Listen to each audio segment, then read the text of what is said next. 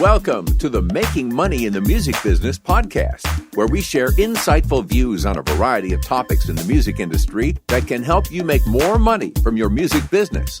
And now, here are your hosts, Dr. William E. Smith and Kenya McGuire Johnson.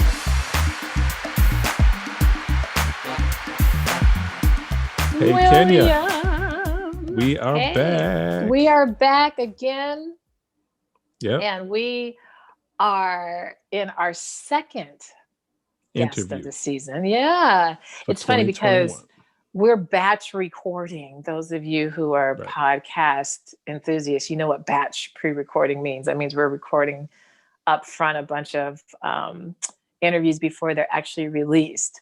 So, and those of you who are watching on YouTube, hello again. It's good to see you because we're new to the YouTube game with our podcast, not to YouTube period, but to the game with our podcast.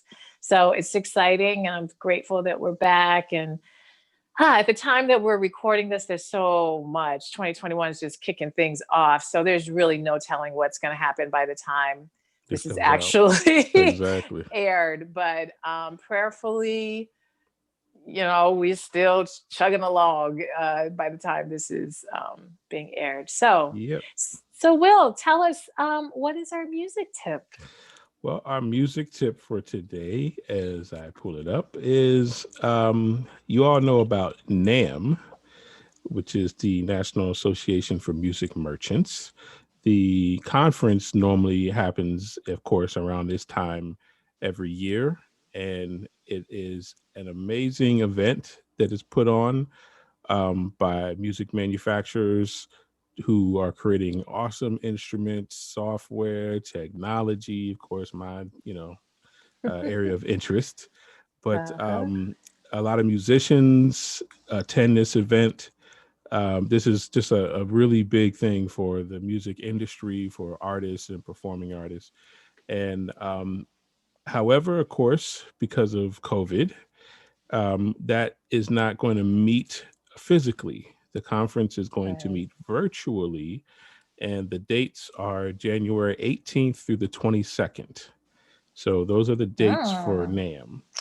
So I believe, this may actually be following the time people are hearing it, maybe after. Maybe after. Actually, it may actually be after, but... Well, I will make this the music tip for another podcast. Hopefully the one we're recording happens before this. And I will let you all know about that one. But the other thing I was going to add on to this is the Grammys. Yeah. And the Grammys are happening. That normally happens end of January, February. Right. Which is another very important event for musicians and singers, and that's happening on March 14th, 2021. Yeah. I will try to figure out if there's still events for Grammy members that are happening. If those events are going virtual, I'm pretty sure that they might be doing that as well. Because it's not just the Grammy award ceremony. That the Grammys, actually, there's a whole bunch of stuff around the Grammys that happens, different events and things. So I'm sure that's going on. I'll double check. But that's happening March 14th. Yeah, that got announced, and I am very excited to say that one of our previous guests, the Baylor Project, they are up for a Grammy. That's right. They are nominated for a Grammy. So I have to look up what podcast episode they were on, but they weren't on terribly. They were in last season. And they're nominated for their song "Sit Down." I think that's the name of the song. But for best performance, I think traditional R&B. So we have had Grammy nominated artists up in this camp on the podcast, and need to remind everybody that we have a new Spotify playlist. So make sure it's called the 3MB Podcast Artist Spotlight. So 3MB Artist, I'm sorry, I was messing this up. 3MB Podcast Artist Spotlight playlist on Spotify. And so it includes all the guests that we have had that are performing artists or producers who have music released, that other artists are performing, and songwriters where their music. We had a major songwriter on our podcast, Cynthia L. Biggs. And Biggs, I was about to say the other, but yeah, Cynthia L. Biggs, who wrote "If Only You Knew," that Patti LaBelle performed. So check out that playlist because we've got everybody from Eric Roberson, Cy Smith, Gretchen Parlato, Liz Wright, our featured artists, our artists on the rise, Neil Land, Abaya, Tracy. Tracy Cruz, Tracy. I mean, we got a lot of people on this podcast, or on this Spotify playlist. So make sure you listen, because remember, the more you listen, the more you stream. That's how you're helping the artists. They get Kenya's paid. on there too, and I'm on there. My music, and Will is on there. By golly, and all the guests that we bring to you. Their music is automatic. Once they are interviewed, their music is automatically placed on the playlist. So if you're like, how do I help out? How do I help out? Listen to the playlist, because that is considered a stream and there's income with that. So there you go. All right. So our guest, it's so funny. I am super duper excited to bring her on.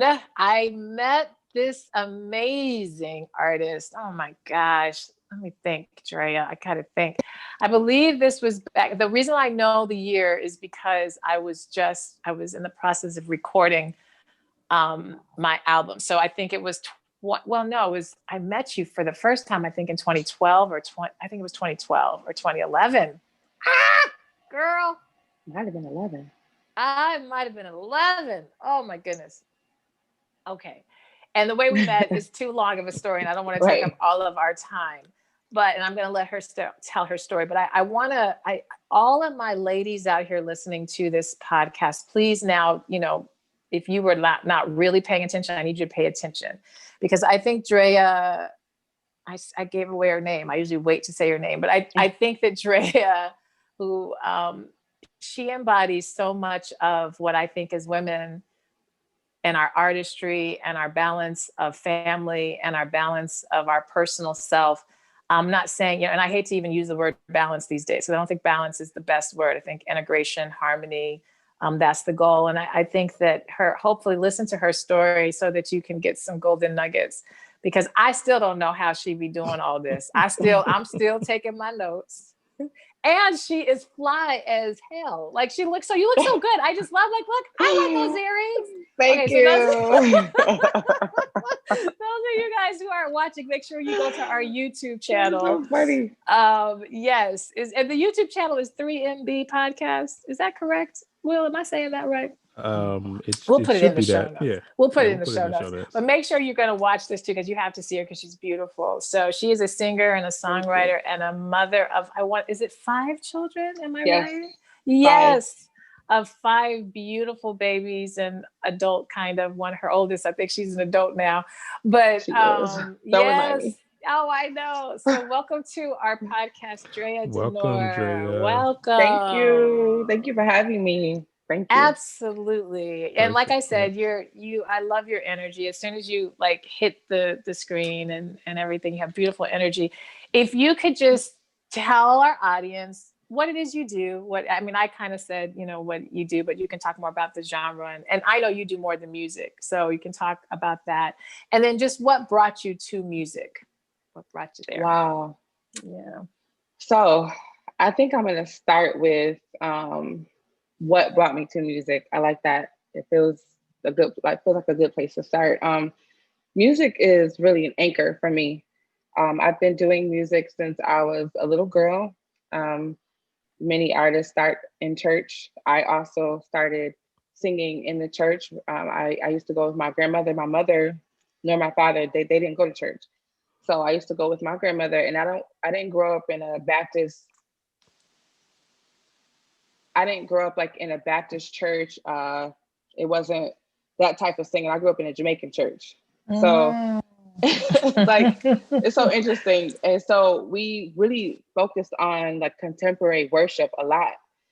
And I really discovered God through music.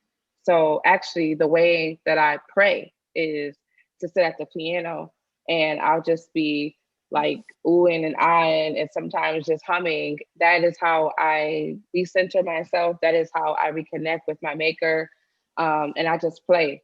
And truly, like through all the things I've been through as a child, music has been an anchor. It literally saved my life. And it offered me a voice and a way to not just survive, but to communicate with God, which in turn awakened and sustained and fortified my spirit.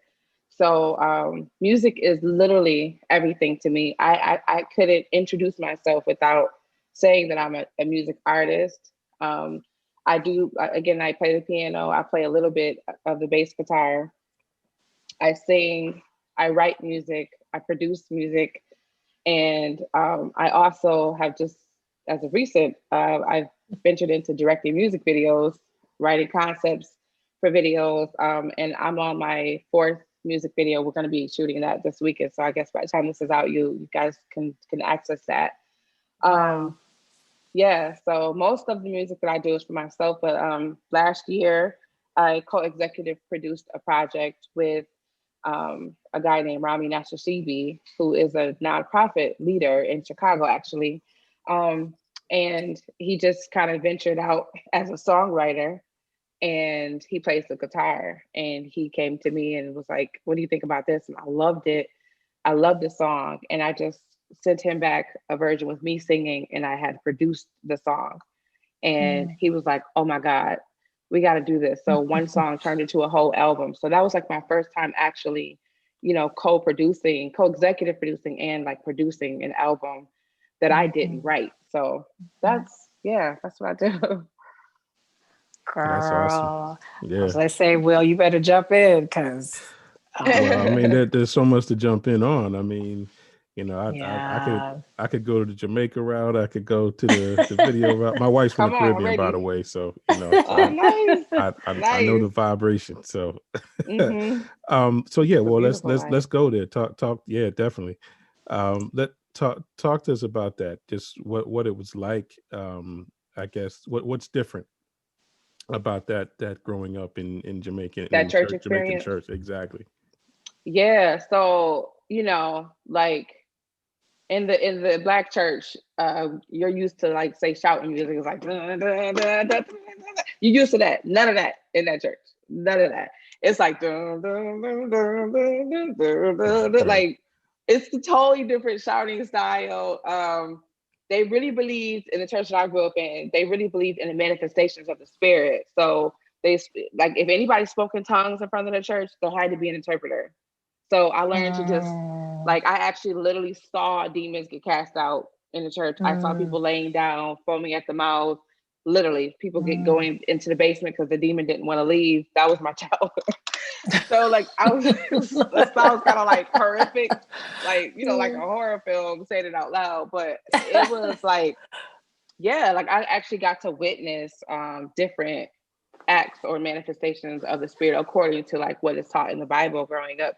But the most wonderful thing was that like the pastor and his wife, and then like the deacon and his wife would be in the church for morning prayer. And when I was like 8 or 9, like I asked my grandfather, who was not a Christian and did not attend church, to come all the way downtown to get me and take me right back around the corner to drop me off to church because I wanted to pray. Because I read and heard the stories about Moses and about how God passed by Moses, and Moses took his shoes off and was like, "This is holy ground." And I'm like, I want to see God too. Like I can see God too, right? So I used to like pray and beg God, like I want to see you. So like really, truly, that is my aesthetic today. Although I am not a gospel artist per se, I did like my first album was gospel. It came out in 2014. Like I don't even have a copy of it, but that is really like the core of who I am. Is like I feel like in singing my story and singing about my journey and my experiences with love, loss, grief, and self-discovery, self-love, and me singing about these things, the very core of everything that I share in my music is that relationship with God. Yeah. And so when people hear my music, I'm often told that, wow, this is healing. That's a word that comes up a lot, is this feels like it's healing, or I feel God. And I think the reason why people feel God is because really I do see myself as a vessel. We all are vessels. All of us are of God, you know. So I just hope that people strengthening feel that your connection, and your connection is strong, which is why people feel it. Yeah. Well, God willing. I mean, I don't know. I try to. I'm careful with that because I'm like, I don't know, because you catch me on the wrong day, you might be like, do you know God? But that is what God is. I hope that people understand God is the essence of all of us. So if listen, we can have church up in here. We're not trying to do that. Right. This is a very our podcast, we always get here. We always get in the space of spirituality and soul, because ultimately artistry, that's the whole point of getting the artistry out, is speaking the soul language. And when people say you've developed your instrument and you're good at singing or good at playing an instrument, that's because you spent time developing it. And it's the same thing with your connection with God, or whatever you want to call it. If you spend time developing it, you get good at it. Right. I like that. That's a good thought. Absolutely. Yeah. And I want to, you had mentioned about, and I've seen you do this on Facebook Lives, and I love this, that for you, praying and really connecting to God and soul beyond just writing a song is just a moment of just whatever comes through. So if it's humming, if it's, playing the keys only. And I was just listening to another podcast, and they had a sound therapist, and she was talking about, as African Americans, an ancient understanding of how we connected so hugely to God and to the stars and to all of this was through sound. And that, the wailing, the humming, whatever that is, and how much that allowed us to reconnect by doing that. That's what gave us the connection, the immediate, almost like immediate pacifier, or the immediate soothing, is connecting sonically. And so when I see you do that, you really are pulling everybody in that zone, because again, that's what sound does. It has the ability to do that. So and really, like, in the world, like, every single thing has a sound. So we hear the breeze, we hear the water, we can listen to birds, we can listen to, even silence has a sound. Right. And I think I like to say that our people identify communication, or practice communication, and identify how to reach God and each other through not only sound but movement too. And I think the way sound moves in our bodies, like the way we hold experiences in our bodies, then it kind of comes out as a sound. And sometimes, really most of the time for me, when you're trying to explain anything spiritual, like, really the English language is so low vibrational, because it's not even a native, first of all, it's not even a native language. So it's, when you're speaking it, it feels kind of like, I can't find the right word because it doesn't feel right. But like in the South African language, for example, there's like 8 different ways to say thank you. There's a thank you that's only for the mother. There's a thank you that's only for God. There's a thank you that's only for, transactional, experiences or moments.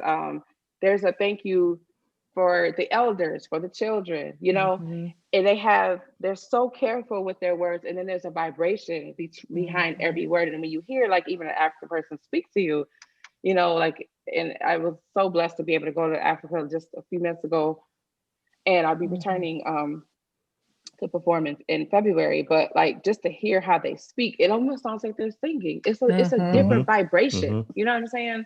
So like, we do have to be so mindful of like centering ourselves. It's so important, because how centered we are or are not will influence the sound or the vibration that we make, and that affects everything around us. So, girl, we're going there. I know. I was like, you've said so many. Oh my god, we already going there. Oh, she said so many good things. All right, we're gonna go back to because seriously, we said we're gonna have to do our own podcast on soul. Yes. And yes. Because it really is, I hope that people understand, you know, the transition we're in as a universe right now. We have moved into a new era. There is really no way to talk about artistry at this point without talking about soul vibration, low vibration versus high vibration, connection, collective energy. These are all, this is gonna start to become a new vernacular and a new vocabulary. And business, how we know business to be, is, if you haven't noticed, shifting drastically. So I hope those of you who have listened to our podcast for a long time, and I know you're used to us maybe just only talking, so how do you run your business and how do you make money do this? And we're going to get there, but understand that the root of an artist, and if you are an artist listening to this, understand that if you have to start beginning to put these dots together for yourself, because honestly, that is how you're going to begin to monetize, is from your soul energy. So yes. So, all right, Will, go ahead, ask, because I could go on. Can I say something on it? Yes, I want to say something about that, because one of the questions that I get a lot is like, how in the world are you doing music as, you know, a mom of 5? I'm also like in my food pantry. I run a food pantry. I started it in 2018, and it is an organic, safe, and halal food pantry. So we only serve healthy food. Like there's no high fructose corn syrup. There's no dairy products. There's no pork, red meat. I really would love to not sell meat at all, or offer meat at all. Right. But there are people who eat it. So I figure if I give it to you, it's going to be a halal. So that's going to be clean. And I know they're raised on a grass-fed diet, whatever. So that was just a vision, because as a mom of 5, I had to go to food pantries lots of times, and I'm coming home with like maybe 1 box. And I remember seeing other people with 2 and 3 boxes, because they ate sugary products and they ate, they drank the red Kool-Aid. I don't bring that stuff to my children. And so I'm trying my best to offer them healthy food, but I did this for free for 2 years. So like I literally just put myself on the payroll like 3 months ago, and and God just blessed us. And that's why I'm saying I can't even talk about music in my life with my, like, how am I doing anything without acknowledging my maker? Like seriously, like I was an artist who was a full-time artist, and my children all know this about me. I went through a lot of things and I wanted to take my life. You know, I have a song called Stay Alive that God or angels, whoever, whatever, sang that to me when I was literally planning my escape. And I hear this, you know, don't give up, don't give in, it's not over. You know, don't lose hope, don't lose faith, it's not over. Stay alive, please stay alive. It's not over, it's not over, it's not over. And I'm hearing this and I'm just like, I'm bugging right now. But it was a whole melody. And I got out the bed because my friend called me. God moved her to call me, and I got out my bed and I had my computer set up and my keyboard right outside my room. And I literally just set it up, press record, sat down. First note was the right note, same note in my head, played it, closed it, and that was it. And that song, that melody, that sound healed me. And I knew that I had to offer that to other people. And I only sing that song when I sense that somebody in the room is struggling with suicide. I don't sing that, but it's not a part of every show.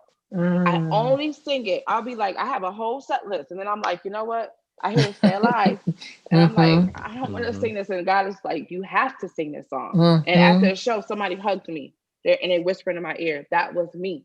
That was for me. I've been thinking about this all week or all month or all year. And so that's the thing. Like, how am I able to take care of 5 children? Because I mentioned my pantry because I just started doing this, you know, on the side kind of. But really, since 2012, I've been a full-time music artist. That means I don't have another job. I don't have a night job. I don't have an online job. This is all that I do. How am I able to do this? I sit down and I get still enough to receive the vision. And I love visioneering. I do it as often as I can. I write things down in my notebook. I did a tribute to Nina Simone in 2017. And we had thousands of people in the audience. I literally had no money. Do you hear me? I didn't have no money. And if you ever been to Buffalo, New York, we have this beautiful hall called Klein Hands Music Hall. is so beautiful and it's big and but it's union and it's white. So Black artists are you can't get in there. If you don't play a guitar or play a violin or something and you're not a member of the Philharmonic Orchestra, it's no independent artist like myself has booked that place and filled it up and did a show. Like I'm very proud of that. And because I didn't do it outside of the help of God, but I'm that's something that I can share with my children, like as one of the first here. And how did I do that? I just listened for instructions. And if I wasn't in tune spiritually, I wouldn't get those instructions. There isn't a book that I read. There isn't an ebook that I read. There isn't a master class that I attended. I just spend time with God and I literally get specific instructions. And this is not religion, I'm saying. Like I didn't mention I'm this, I'm that. I don't even know half the time. I really don't. But I know that I believe in something greater than me. And I get these specific instructions. And I'm telling you, God showed me a billboard. I drew it. I cannot draw. I drew it in my notebook. Do you know, I went somewhere to tell them about the show. And this guy was in the audience. He was like, when I sat down, he said, hey, I was just wondering, do you have the billboard yet? And I said, no. He said, well, I have one. It's downtown. You can have it for free. Send me the graphics and I'll put it up for free. So I had a billboard from October to February for free. Oh my God. How did that happen? But that's what I got a vision. I saw it and that was what's supposed to happen. And then I got an idea for a photo series to promote it. So I took pictures of people, dressed them up as Nina Simone. I played Nina Simone's music for the whole video shoot or photo shoot. And they got in the spirit. And so I let people tap into her and we captured that on film. And I called it the I Am Nina series. And I used that to promote the show. And then I even went to her hometown. You know, like I was able to stay in a house with her sister and stand on top of her mother's grave, her father's grave. Like this is literally just God guiding me, telling me what to do. And I don't miss a bill. My children don't miss a meal. They don't, everything they need, they have. Even this month, I was like, oh, like I was getting a little low because this pandemic is getting all of it. Right? But I was getting a little low this month and I was just like, I literally cannot afford to be depressed again. I can't afford. And I'm like, Drea, you already know you are well taken care of. You are well provided for. And I got a call yesterday for a $3,000 gig. I already had it in my account. So pay my bills and I'm taking 3 of my children to Africa. Wow. It's really Girl, not listen, like you have provided, you have officially been the minister of So this is the lesson for today. That's back in. We gotta get tapped in. That's it. That's the message right now. We gotta That is it. That is it. Yep. It is everything you just said. If you are not tapped in, because like you said, I'm stuttering because I feel everything you're saying because that's how I feel like I'm living now. And it's always about, when people, when you think you're just having an imagination, that's God, that's planning. This is the vision. Move, trust it. And we've been so stripped and disconnected and colonized to not understand the magic of who we are. It is right there. It is not, this is like you said, there's no master class. Now, I'm not saying we shouldn't go to master classes. Listen, go to master class. Get the ebook. No, because those are tools. Right. But they are not the roots. They are not the foundation. They are not, what you want to say, the Bible. They are not the crust. They are the tools. They are the hammer. They are the wrench. They are the drill. They are the things that help kind of put this house together. But the root of the house is the foundation. The house cannot exist without a foundation. And the foundation is the spirituality. It's the connection that we make to a higher frequency, which is whatever you want to call it, however you want to be it, but it's higher. And it's not higher where it's inaccessible though. It's the source. So it's the source. It's where everything comes from. And your imagination is God. That's what guides you. So if you are not imagining, if you're not tapping into your own imagination, you're not listening to the word of God. That's what it is. Right. And that's beautiful. Have to, you just have to be connected to that. That's what taking some time. That's what meditation really is getting connected to your inner source, and your imagination is that. So that's what it is. I love that. It is what, but it's so, but we have, and I want to, and then we're going to give, because we don't got much more time. And I definitely want to ask. You can break it down with Magi Nation, a nation of Magi. Come on, Will. Oh, I like that. Come on, Will. I got stuff for you all day. Well, that's what I said, Will. But I want to tap. I just want to connect. When is this soul podcast coming out? I know. We have talked about it. We have talked. I want to connect. I want to connect two dots out of here that you just brought in about number one, about the song, singing the song on the show for a specific purpose. That's strictly African. Absolutely. That's there's certain dances, there's certain songs, there's certain things that are only for certain ceremonies and rituals and events, and you have to know what those are for. And in fact, even in India, they don't sing certain ragas. The tradition is not to sing certain ragas at certain times and at certain places. So you're spot on with that, and you're you're tuned in, connected to that. But the other thing is sound and vibration. I'm gonna go even deeper. You were talking about this sound, everything is sound. Everything is vibration. So everything is moving. Everything has a frequency. So your molecules are moving, your atoms are moving, and they're creating a frequency within your body. And that's what you're doing when you're singing and you're creating music. You're organizing and harmonizing those vibrations. And so once you focus them, especially when you focus them with intent and meaning and purpose in your lyrics and your song, that's how you're harmonizing people, making them vibrate, healing them. So absolutely, I love it. That's why I always say sound and movement. I love how you just and then can you put that imagination in the air, and I love this. Oh, it's so exciting. It's such an incredibly exciting time right now. And God, it's interesting, even how I decide to ask people to come on podcasts. And Drea, we have touched base over a year or two about getting on the podcast, and it never just worked itself out right. Yeah. But this message you're delivering today, this is when the time it needs to be heard. Because yes, we are in the embryonic stage of this shift, but it's the space where people they're just finding out they're pregnant. So now they're paying attention. Oh, I guess I better take a vitamin, but the baby ain't here yet, guys. So we got a lot more that we still got to do to grow the baby. Before we jump off, I want to ask, so you said you're a full-time musician, and I do want the audience to be able to have some clear idea of this, because we talk a lot about streams of income.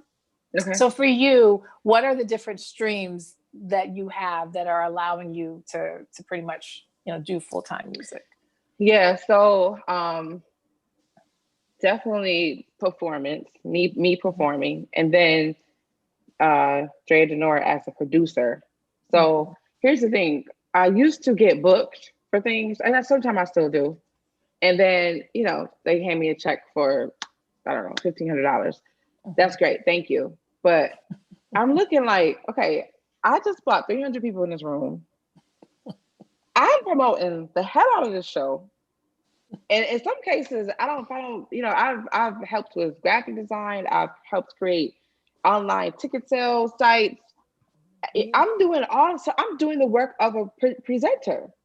So I've decided that it makes more sense for me in some cases to actually be the presenter. But what I've learned is in being the presenter, so I have to get the venue and I have to do whatever. So one little trick I just want to offer is like, I find a beautiful studio, right? Where you can have maybe 50 people in there. Bring those people in the room with you and call it an unplugged session. So now you're only paying an hourly studio rate as opposed to paying a venue rate. A venue rate may be $2,500, but the studio is $60 an hour. Right. So you can rent the studio for 4 hours, maybe 3, and then they're recording you. So now you walk away with not only, you can sell a ticket for $50. You get 50 people in the room, you got $2,500, and minus your studio fees, of course. Right. And then they're recording the session. So you have a crispy, clean audio. Right. Now you have a product. Now you have a new CD that you can take and you can reproduce that and sell that. And then you get somebody to videotape. And now you also have a DVD, or you have something to stream, or you have something to, welcome people to watch online or on your little app if you make, you know what I mean? So I'm always thinking of different things. I have started designing websites. I take pictures. I just got a Sony A7R2 camera. So I can take pictures and charge people for that. I can do videos. I literally can do graphic design, everything. And that's only because I had to learn. I didn't have the money most of the time to pay somebody else to do it. So I was able to tap into my own creativity and learn from other people, you know, and use that to really figure out how I wanted to present myself. And I think in taking control over those avenues is great. And also you can speak. If you've done anything, if you put a show together, if you put a CD together, if all you did was somebody else paid for the CD, you have something to say. You have a story. Why did you do this CD? What made you want to become a singer? How are you doing? How are you adjusting during this pandemic? So people call you, you charge them. I'd love to come and be a part of whatever, you know, be a speaker at your school, do whatever, and you charge them for that. Right. Doing this stuff for free. Yeah, we do that sometimes for each other. We look out for each other, but most of the time we have to be finding other ways. Like if a school is calling you, there is a budget. I don't care what they say. Exactly. I don't care if it's only $300. There's a budget. And you need to tap into that. If you don't advocate for yourself, self-advocacy has been like my savior. If you don't say anything, they're not gonna say anything. No. But if you advocate for yourself, and a lot of times, like I'll use my middle name when I'm doing emails. I use my middle name, and my mother's married last name. No, that's right. You talking to me, but you'll get an email from Rachel. Okay, right? So, I know, right. Wow. And there's something about like, you know, people they prefer to talk to someone who's representing you than to talk directly to the artist, because the artist is hungry. The artist wants whatever, so you got to find other ways to represent yourself too. You know what I mean? And also finding ways to maximize your time. If you're on social media all day, every day, that means, not presetting, you know, like how, you know, we can, there's apps where you can like set up on Sunday, how all your posts are going to come up, what time they're going to post during the week. You can look those apps up. So if you do that, then now you have more time to be at home recording, or you have more time to practice your instrument or learn a new instrument. And now what's beautiful about this pandemic is that we are in the information age, and it's so much that sometimes it's overwhelming. But if you are not doing something, it's really because you don't want to do it, because you can literally learn how to do every single thing on YouTube for free. You can learn how to take the engine out of your car. You can learn how to change a diaper, and you can learn how to record yourself, how to mix yourself. Am I right? Yeah, and then once you do that, now that's a skill, and you can put a number to that. Exactly. Girl, listen.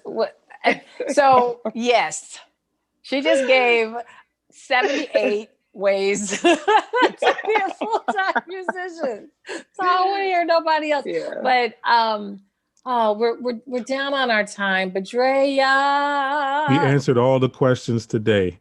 We told you how to figure out how to do anything you want to do. We told you where to go first, which is your foundation. Kenya gave you the map. You make the foundation for the house, but you build your tools. That's true. And Drea told you exactly what to do. So this is it.